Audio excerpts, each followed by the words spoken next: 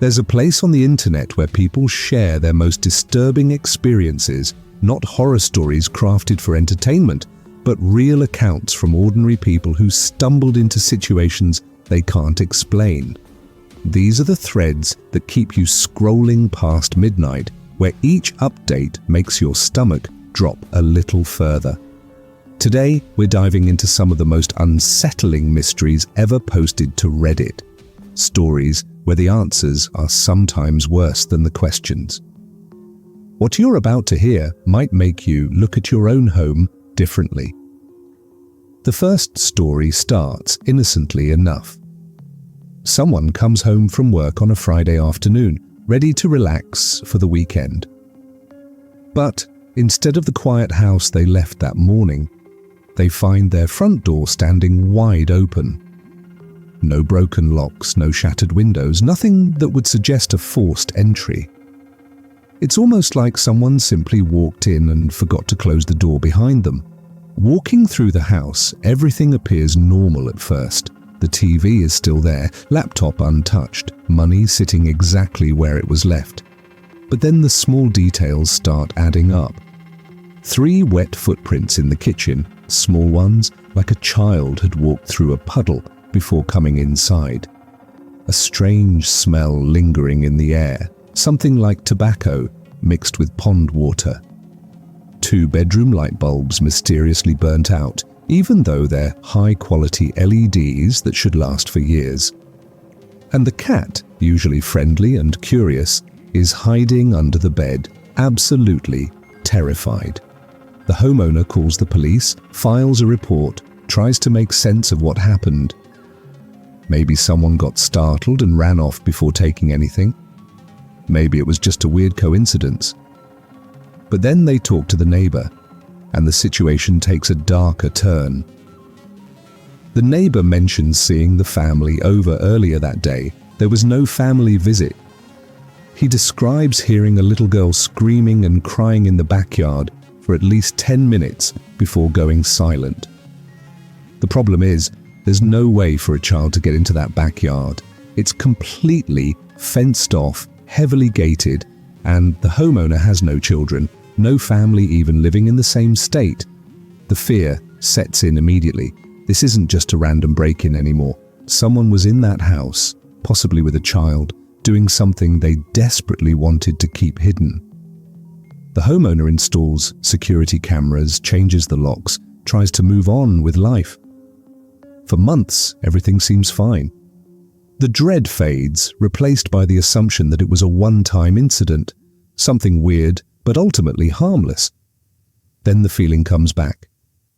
It starts as a vague unease, that sensation of being watched when you're alone. Hair standing up on the back of your neck when you walk to the kitchen at night. Small things moving around the house. Toilet paper rolls placed neatly on the floor instead of on the holder. Food disappearing from the pantry. The girlfriend's underwear vanishes from the laundry, nowhere to be found even after tearing apart the washing machine.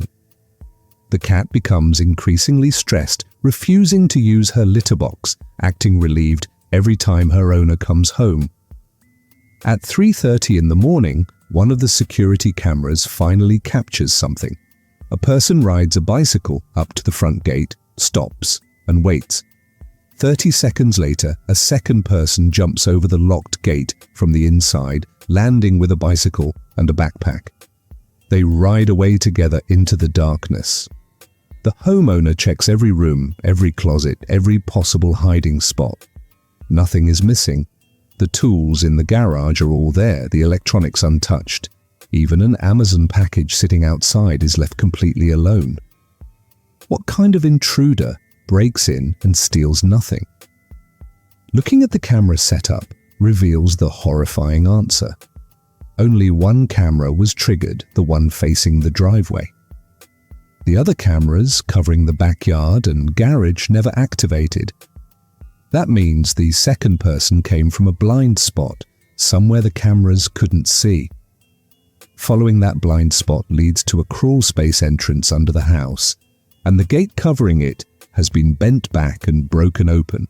Someone had been living under the house, accessing the interior through floor panels in the bedroom closets, coming and going as they pleased for months, possibly longer. The post ends there. The homeowner says they're filing another police report, sleeping with a loaded weapon, trying to process the violation of having a stranger living beneath them.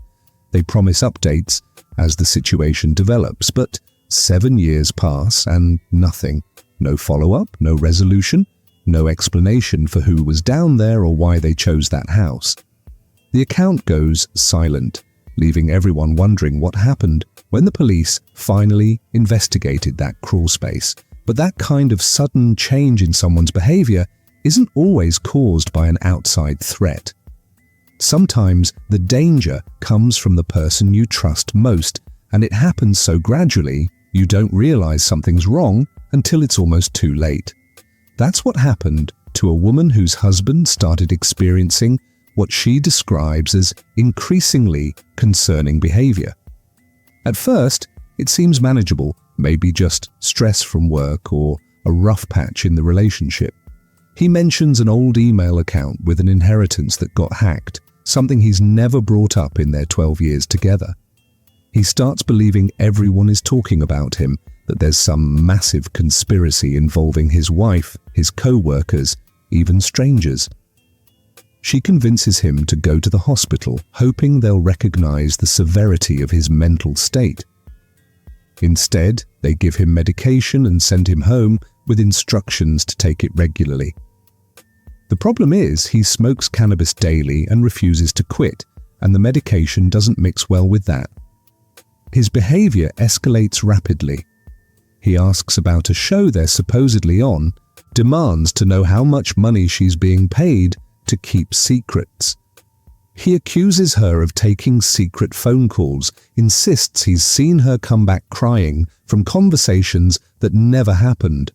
Whenever she tries to explain that none of this is real, he gets angry, tells her she's lying, warns that something bad will happen if she doesn't tell him the truth. The delusions consume his entire life. He stops going to work, spending his days at the police station trying to file reports about the conspiracy against him. Eventually, his employer fires him, and they call for a wellness check because they're genuinely afraid he might come back and hurt someone. The police show up, talk to him while his wife is present, and he assures them he would never hurt anyone unless acting in self-defense. But at home, away from the authorities, his behavior becomes more volatile. He screams at her, demanding answers to questions that have no answers because the situations he's describing never happened. Then he goes completely silent, refusing to interact with her or their 2 young children for days at a time. One afternoon, she suggests taking the kids to a nearby playground, trying to inject some normalcy into their lives. He agrees but barely speaks during the walk, ignoring both her and the children. At the playground, she asks if they should let the kids play for a few minutes. He explodes, accusing her of always controlling everything, of being the queen of all decisions. When she points out that she only asked a question, he tells her to do whatever she wants, like always.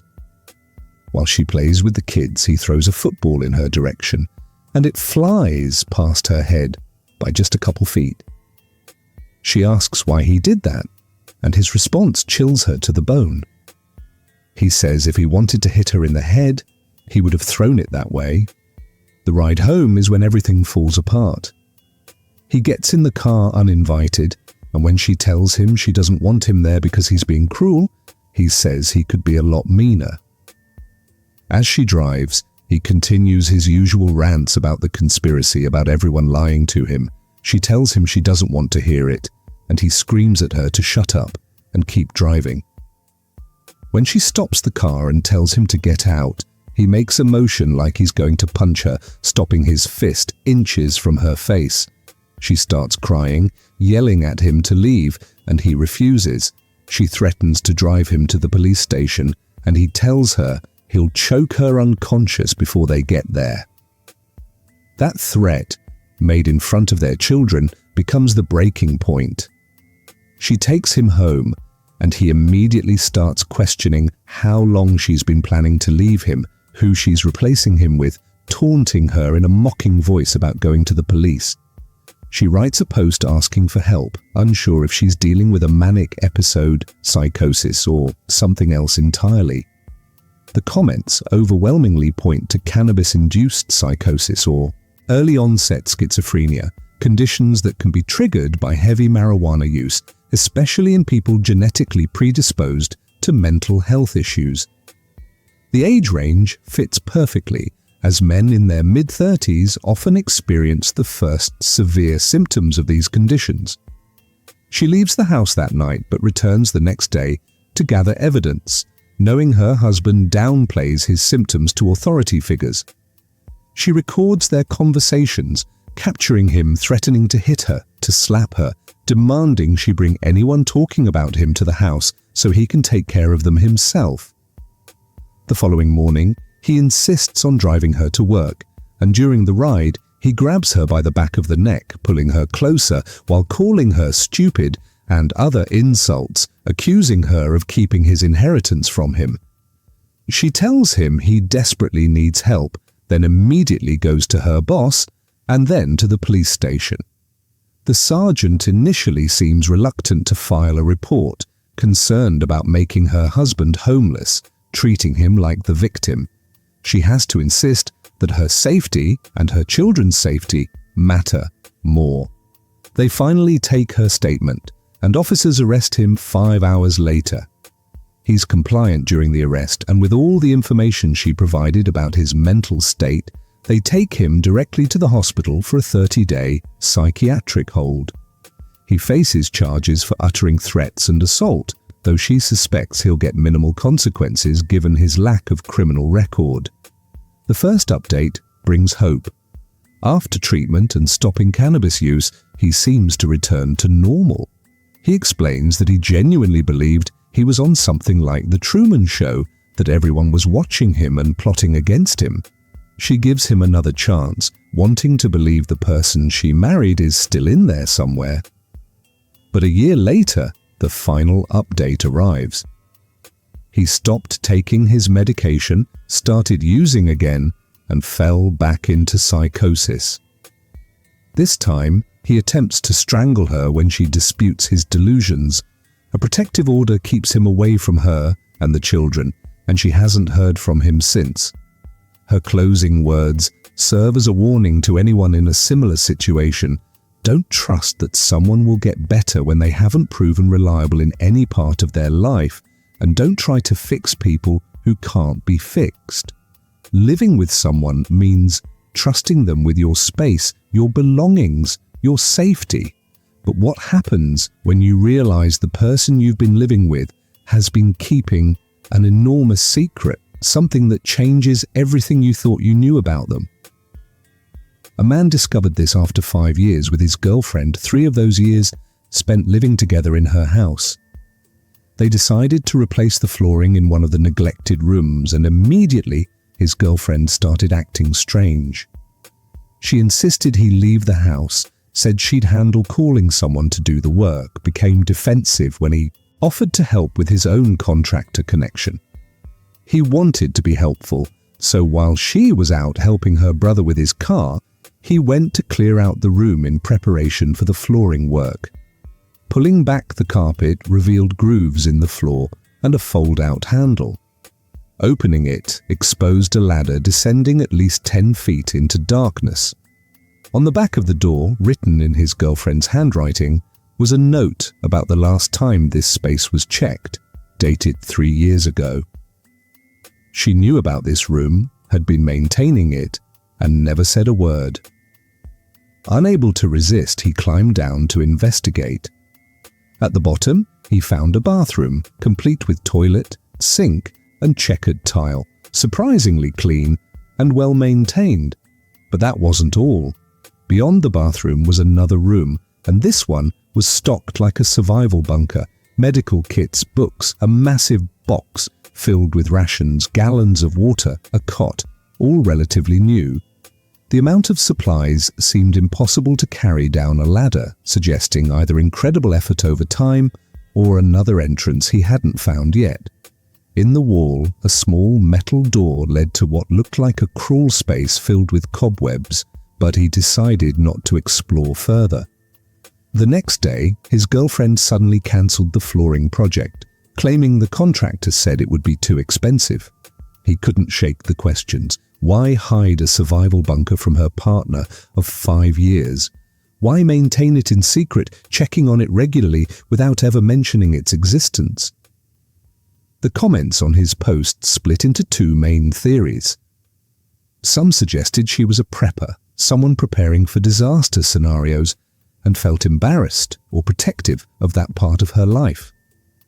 Others raised darker possibilities, pointing out that rooms like this are sometimes used for trafficking, and the cleanliness suggested recent use.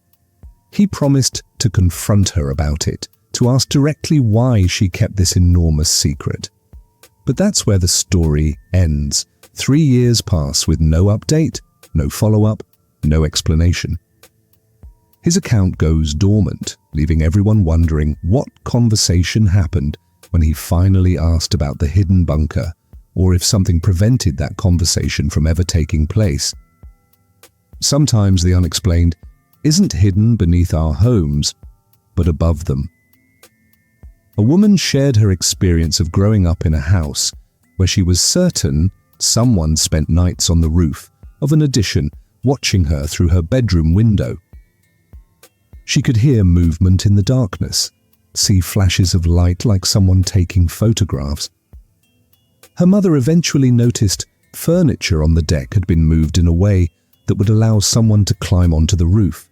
But instead of investigating or calling police, she simply installed blinds and pretended everything was fine. Years later, now 28 and living with her sister and a friend in a house they owned together, she started noticing strange items appearing on the flat roof of their kitchen addition. First, a piece of fried chicken, which seemed odd but explainable since they'd recently had a party. The next day, it was gone. Then a hip bone from a large animal, maybe a deer, appeared on the roof. She made a mental note to remove it, but by the next day, it had been moved to the yard. Most disturbing was the large jug that appeared next, seemingly filled with urine, sitting upright on the roof, as if carefully placed there rather than thrown. The feeling of being watched returned, that same dread from her childhood intensifying every time she entered certain rooms. Her cat became increasingly stressed, and food started disappearing from the house.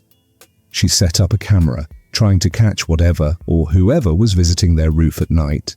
Then her roommate saw it while showering, a face staring directly at her through the bathroom window.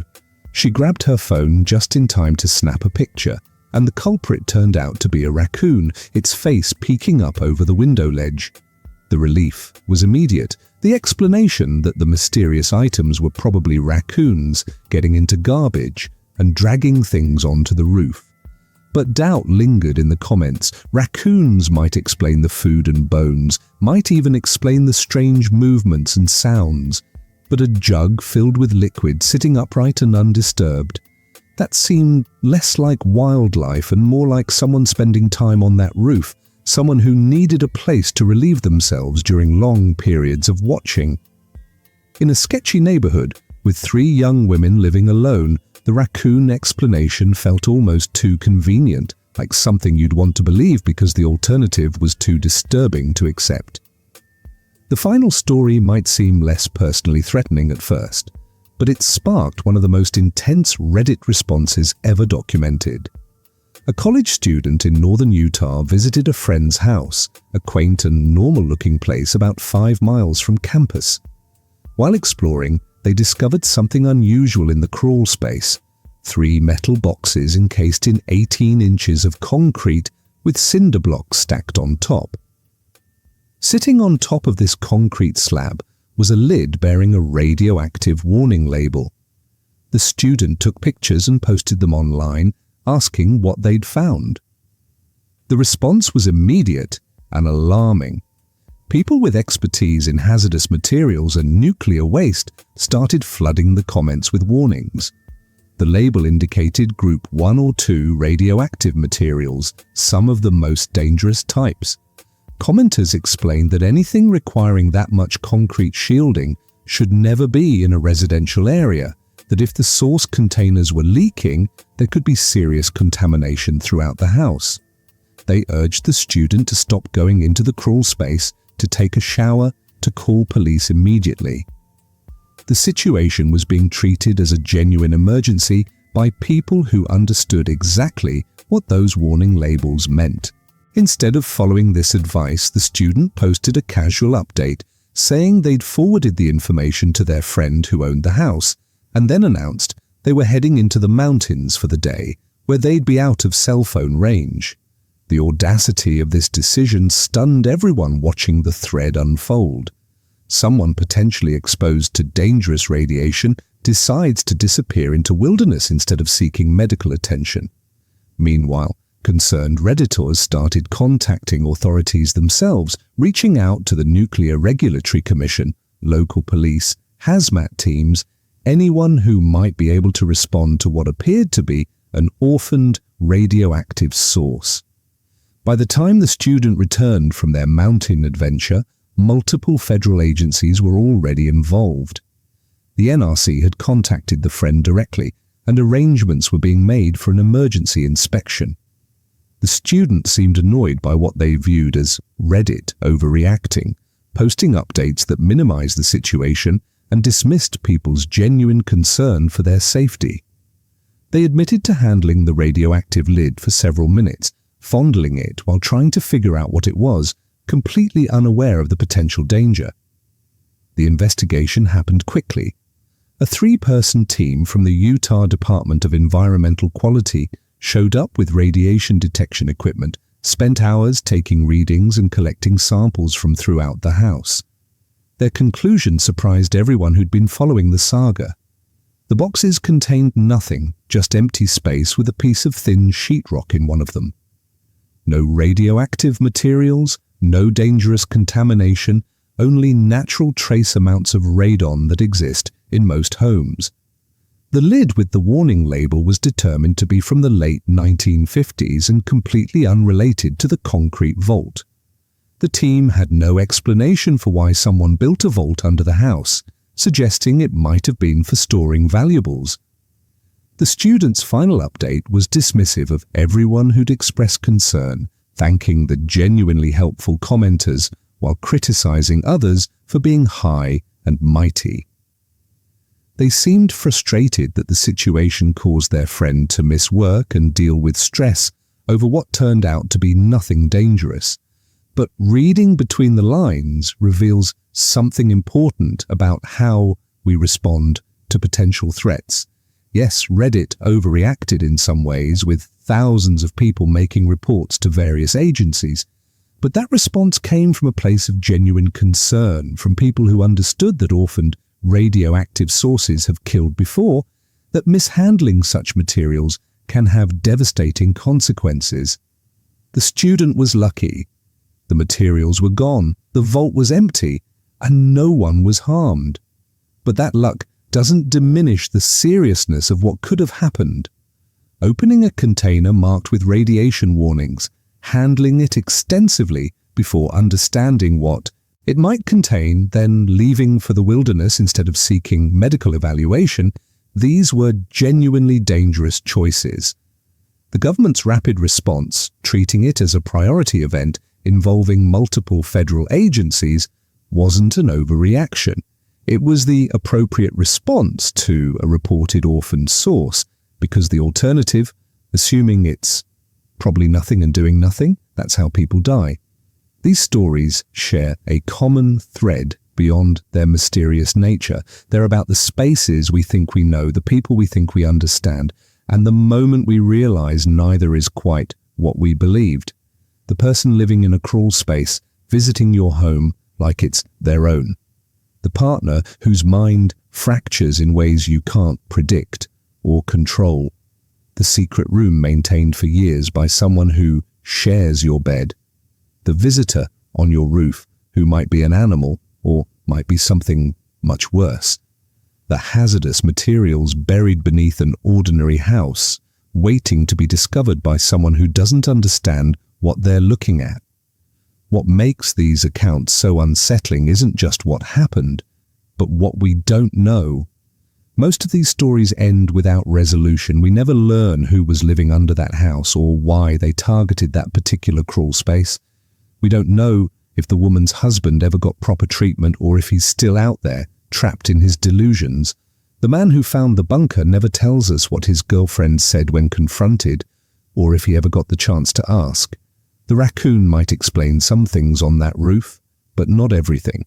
And the questions linger like shadows. Even the radioactive materials story, which got a clear resolution, leaves us wondering what someone was planning with that concrete vault and why they built it in the first place. These are the stories that stick with you, the ones that make you wonder about the spaces in your own home you never check. The crawl spaces and attics and hidden corners where anything could be waiting. They make you question how well you really know the people in your life, what secrets they might be keeping, what changes might be happening in their minds that you haven't noticed yet.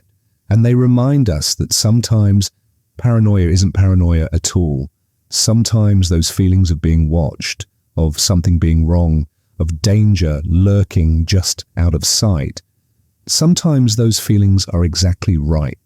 The question is whether you'll investigate when those feelings arise, or whether you'll be like some of these people living with the unknown because confronting it seems too terrifying to consider. Just remember, the things we don't look for are often the things that find us first.